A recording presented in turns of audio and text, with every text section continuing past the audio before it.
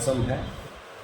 सभी नेता अपने अपने पार्टी को जिताने के लिए, पार्टी को मजबूत करने के लिए तो लगे हुए हैं। लंगर लंगोट उन्होंने कसे हुए हैं।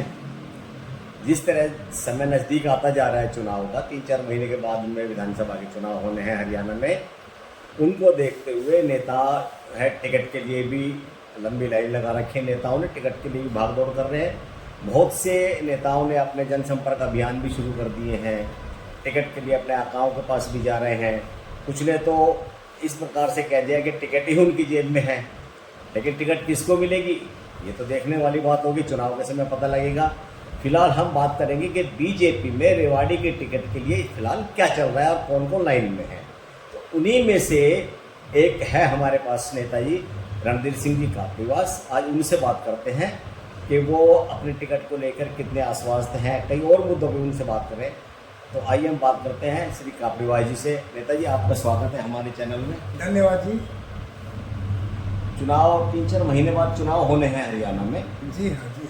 आप पॉलिटिशियन हैं, पुराने पॉलिटिशियन हैं। आपने कई चुनाव लड़ दिए हैं, पूर्व में विधायक भी रहे बीजेपी से।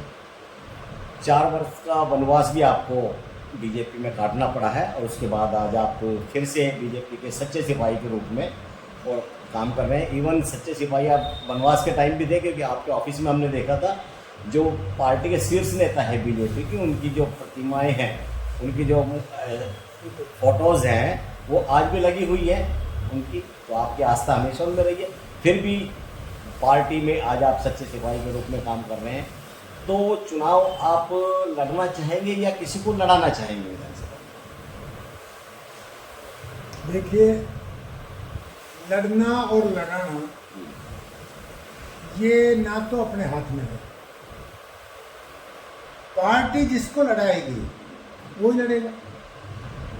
फिर भी एक देखिए, आप विधायक आप रह चुके हैं। आप देखिए, अगर मैं ये कहूँ कि मैं अमुक व्यक्ति को चुनाव लड़ाऊंगा, इसका मतलब है मैं लड़ा रहा हूँ, पार्टी नहीं लड़ा रही। हाँ। लेकिन पार्टी सर्वप्रिय है। पार्टी जिसको लड़ाएगी वही लड़ेगा। आप भी राजनीति में है, पूर्व विधायक रह चुके हैं। आपका भी एक उद्देश्य होगा कि आप इस बार भी चुनाव लड़ें, ये मन में नहीं, है? अगर मुझे टिकट मिली तो मैं भी लड़ूंगा। आप भी लड़ेंगे चुनाव? बिल्कुल लड़ूंगा। और अगर टिकट नहीं देती है पार्टी तो? नहीं देती है तो देखो, राजनीतिक आदमी राजनीति करता है। वो जिसको टिकट मिलती है वो कितना सूट करता है पार्टी को भी और इंडिविजुअल को भी।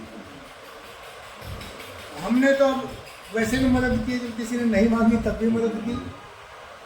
तो स्थिति ये रहेगी, जो कोई लड़ेगा जिसके भाग्य में होगा। मैं तो भाग्य की बात मानता हूँ, जिसके भाग्य में होगा वो लड़ेगा।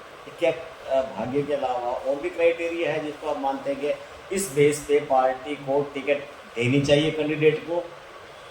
कोई ऐसा क्राइटेरिया भी आप मानते हैं कि कैंडिडेट की मेहनत है, उनका बैकग्राउंड है, ये सब देखना चाहिए पार्टी को या नहीं देखना चाहिए? पार्टी को जनता की भावना देखनी चाहिए।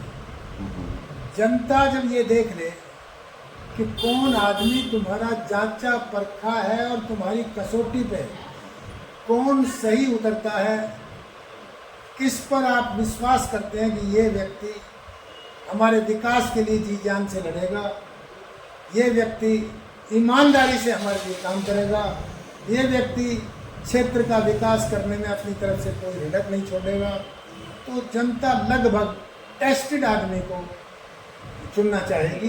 पार्टी तो जनता तक पूरी नहीं पहुंच पाती ना। ये तो आकलन जो है अपने जो पार्टी का नेता है उन्हीं का आकलन, उनकी बैकग्राउंड क्या रहा है, वर्तमान में उसका क्या वो है, पार्टी से कुछ यही तो देखना पड़ेगा। इंदौरा जी, पार्टी से कुछ भी छुपा नहीं है। जो टिकटार्थी एक एक सांस ले रहा है वो भी पार्टी की नॉलेज में है। अब देखिए, रेवाड़ी से बीजेपी की जो टिकटार्थी है उनकी फहरिस्त बहुत लंबी है। बहुत लंबी है। उसमें अपने आप को आप कहाँ खड़ा पाते हैं ये लंबी लिस्ट में? देखिए, मैं अपने आप को ये कहूँ, वो अतिशोक्ति भी होगी और वो अहंकार भी होगा और वो ओवर कॉन्फिडेंस भी हो सकता है।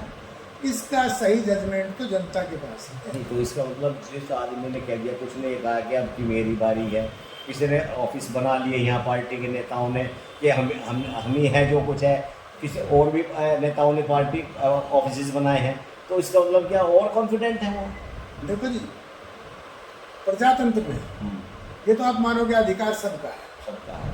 कोशिश भी करते हैं, लोकेशना होती है कि मैं बन जाऊं, मुझे कोशिश करनी चाहिए, सब प्रयासरत हैं।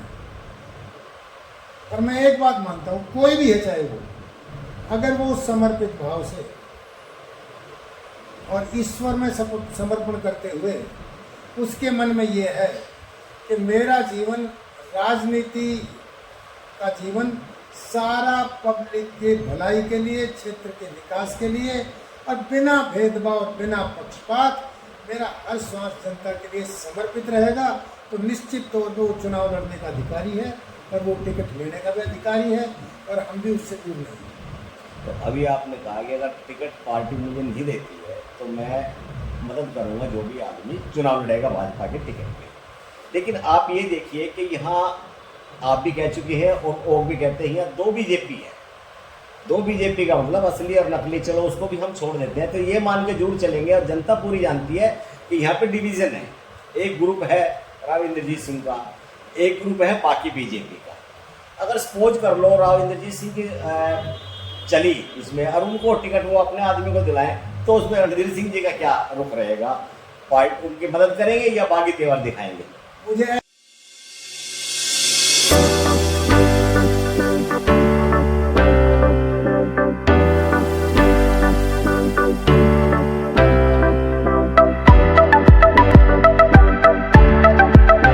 ऐसा लगता नहीं कि इस बार पार्टी वो गलती करेगी जो पिछली बार कर चुकी, नहीं करेगी।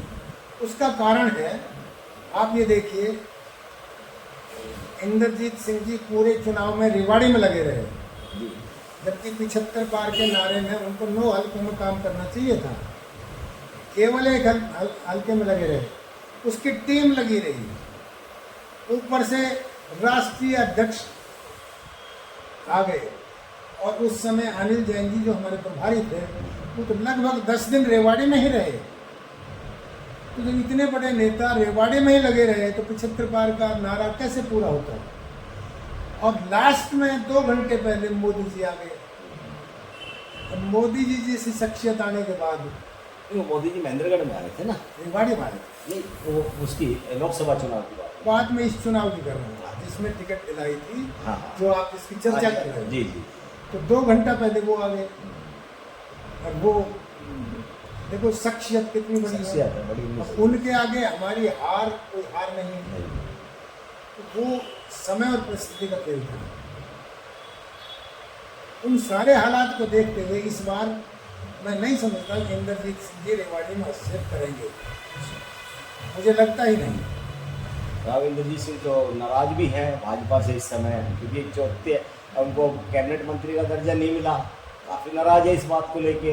कोई बीजेपी ने क्या दिया, इवन मोदी जी ने उनको मित्र कहा और मित्रता भी नहीं निभाई, ऐसे भी चर्चा राजनीति में गलियारे में चल रही है। देखिए, नाराज नहीं होना चाहिए, उनको बीजेपी का एहसान मानना चाहिए। जब वो कांग्रेस छोड़ के बीजेपी में आए, इंसाफ मंच में खड़े थे, तो बीजेपी ने उनको कांग्रेस ज्वाइन करके और सांसद बना और कैबिनेट राज्य मंत्री का दर्जा दिया जी।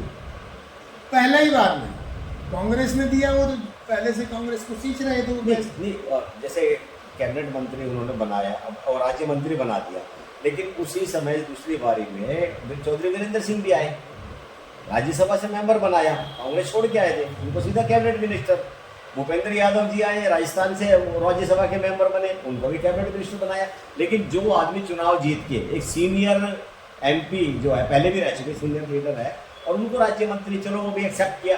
इस बार जो एटमॉस्फेयर क्रिएट हुआ है, जो बात राजनीति गलियारे में चल रही है, कि राव साहब अपने मुंह से भी कह चुके हैं कि ये गलत है, मुझे मेरे साथ में धोखा हुआ है, ये सब इस तरह की धोखा की उन्होंने तो नहीं कहा, दूसरों ने कहा। लेकिन हाँ, आशय उनका यही है कि भाई बीजेपी से वो इस समय थोड़ा से खफा है। तो इस नाते अगर आप ये कहते हैं कि उनको इस बार शायद नहीं सुनी जाएगी, तो अलग बात है। तो इस बारे में राव इंद्रजीत सिंह दूसरा भी कुछ मुझे नहीं लगता कि वो खफा हैं। अच्छा, किसी भी हालत में, किसी भी हालत में वो मंत्री पद नहीं छोड़ेंगे, सांसद बन के सांसदी को नहीं छोड़ेंगे और दल बदल नहीं करेंगे। अब वो उम्र भी नहीं रही है उनकी, और छोड़ते भी तो आगे क्या गारंटी है, क्या होगा आप समझाइए, आगे किस बात की गारंटी है? सुनने में तो यही आ रहा है कि भाई आरती राव को अपनी लड़की को उन्हें स्थापित करना है। तो स्थापित हुआ तो उनका तो आखिरी चुनाव था। तो स्थापित यही कर सकते हैं, और कहाँ गुंजाइश कहाँ है?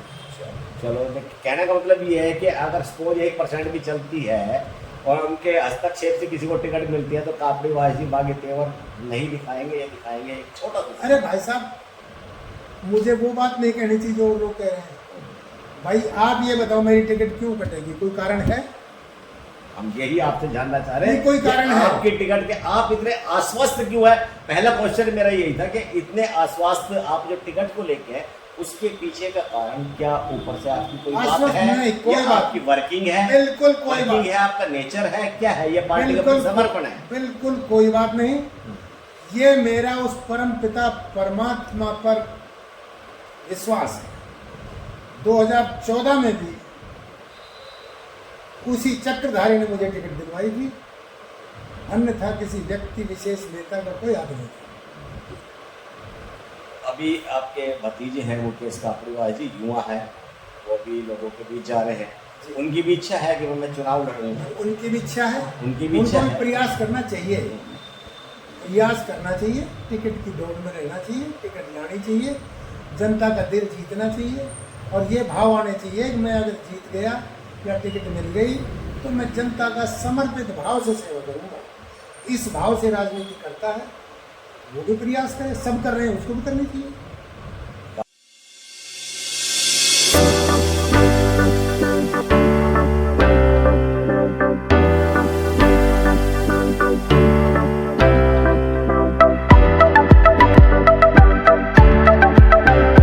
अधिकार सबका है। कापड़ीबाजी का पूरा सहयोग रहेगा अगर मुकेश कापड़ीबाजी टिकट लेके आए। आप एक बात बताइए, जब कोई भी टिकट ले आएगा और उनकी मदद करेंगे, ये तो घर का है। मुकेश बाहर का है, जो टिकट ले आएगा उसी की करेंगे। तो पार्टी इस समय आपको क्या लगता है कि सत्ता में तीसरी बार वोट के आ रही है? निश्चित तौर पे आ रही है। उसका कारण ये है कि भूपेंद्र हुड्डा जी ने जो हिसाब मांगा है बीजेपी सरकार से, पार्टी से हिसाब मांगा है, हरियाणा मांग, और मुझे तो आश्चर्य हो रहा है कि जिस तरह से भूपेंद्र जी के राज में मानेसर और गुड़गांव में जमीनों को नोटिस दे के किसानों को ठगा गया, और जिस तरह से उनको मुआवजा पकड़ा दिया 20-20, 30-30 लाख, और वो कई सालों तक कोर्ट में घूमते रहे और सेक्शन 4, 6, 9 कर दिए, और जब बिल्डरों ने थोड़े से रेट बढ़ाए, किसान दबाव में आगे बढ़े थे, उन्होंने सस्ती रेट में दे दी।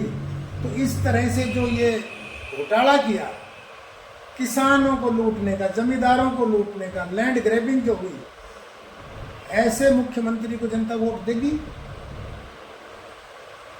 जहां भ्रष्टाचार का बोलबाला था, जहां नौकरियां बिकती थी, जहां हर जिस प्रांत का, जिस जिले का मुख्यमंत्री बन जाता था, केवल उसी का विकास होता था।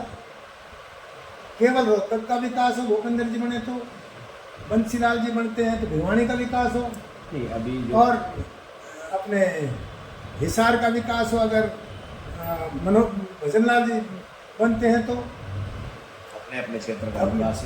पहले बार बीजेपी ने सबका विकास किया। और जिस तरह से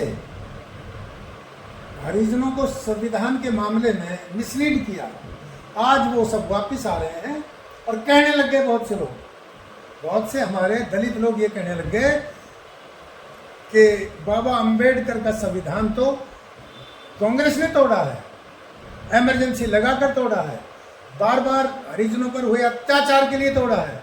तो जब ये चीजें खुलकर सामने आएंगी तो कांग्रेस कहीं टिकेगी नहीं, तो कांग्रेस मुकाबले में ही नहीं है। लोकसभा चुनाव में बीजेपी को एक ही काम करना पड़ेगा, थोड़ा सा, जैसे पिछले बार गलतियां हुई, टिकट विनर कैंडिडेट को सावधान सर्वे करके दे दे, बीजेपी को तो रोकने वाला है नहीं। और पवन जी आप बताओ क्या ख्याल है? जो मैं बता रहा हूं, अगर इस तरह से टिकट सोच समझ के दे दी जाए और टिकट के लिए जो मैं बता रहा हूँ, ये बीजेपी की पोल खोल दी जाए कि किस तरह से इन्होंने भ्रष्टाचार किया है बीजेपी नौकरियों में। कांग्रेस कांग्रेस ने जिस तरह से भ्रष्टाचार किया है, इनकी पोल खोल दी जाए। और लैंड ग्रैबिंग का केस हुआ है और इनके खिलाफ ईडी और दूसरी चीज़ें चल रही हैं।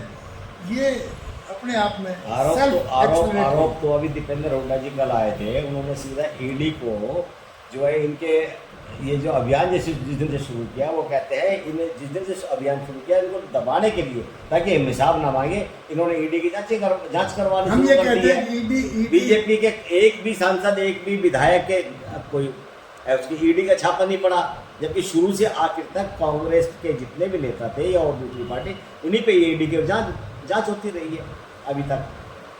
अच्छा, ईडी और ये तो सब स्वतंत्र एजेंसी हैं। कोई भी अगर निर्दोष आदमी इनमें विपक्ष जो है ना इसको स्वतंत्र मानता ही नहीं है। मत मानो, कितने लोग हैं विपक्ष में? अब तो बराबर कितने लोग हैं? अब तो क्या अच्छे लोगों के खिलाफ, जो ईमानदार हैं, उनके खिलाफ ईडी जबरदस्ती बना देगी? ये तो नहीं है। तो मोटी बात ये समझिए कि जिन पे आरोप लगे हैं, बाकायदा अखबारों में उनकी डिटेल आई हुई है। तो जब डिटेल आई हुई है, जांच एजेंसियां काम कर चुकी हैं, उसको क्या कहोगे? ये मानना चाहिए कि हाँ, हमारी पार्टी से, हमारे लोगों से गलतियां तो हो गई, और अगर गलती हुई है तो उसको गलती के तरीके से स्वीकार करना चाहिए। आज डिफेंस ले रहे हैं अपने हुड्डा जी, जूनियर हुड्डा डिफेंस ले रहे हैं कि जो ये चर्चा चल रही है, तुम अभी से बीजेपी को बदनाम कर दो कि ईडी को प्रभावित कर रही है, ताकि तेरे पिता पे ये जांच भारी ना पड़ जाए। उसका केवल ये कारण जो मैं बता रहा हूँ। तो आपको ये लगता है कि लोकसभा में जिस प्रकार का नुकसान बीजेपी को हुआ, वो विधानसभा में अब नहीं होगा? बिल्कुल नहीं होगा, वो नहीं होगा। Clear cut. पिछले बार तो नारा था 75 बार का, अब के बिना नारा 75 बार हो सकती है। तो आपने सुना कापड़ीवासी को, उन्होंने कहा सरकार तो बनेगी बीजेपी की तीसरी बार, प्रचंड बहुमत से बनेगी, सरकार का बनने में कोई रुकावट नहीं है। कांग्रेस जो आरोप लगाती है वो अपने आप को, अपनी जो कमियां छिपाने के लिए, ताकि उन पर आँच ना आ जाए, इसलिए कांग्रेस इस प्रकार का आरोप लगाती है। जहाँ तक टिकट की बात है तो वो भी एक दावेदार है। अगर उनको किसी कारणवश टिकट नहीं मिलती तो जो भी कैंडिडेट खड़ा होगा उनकी वो मदद करेंगे। और लेकिन कोशिश ये है कि वो भी पार्टी से भी ये चाहते हैं कि पार्टी जो है आकलन करे, जनता से पूछे कि कौन नेता है जो इस सीट को निकाल सकता है, क्योंकि बीजेपी को हर विधानसभा की सीट निकालनी है। तो हमारे आज के कैंडिडेट थे पूर्व विधायक कापड़ीवास जी। अगले इंटरव्यू में किसी और से हम बात कर लेंगे, तब तक के लिए आप नमस्कार सर, धन्यवाद।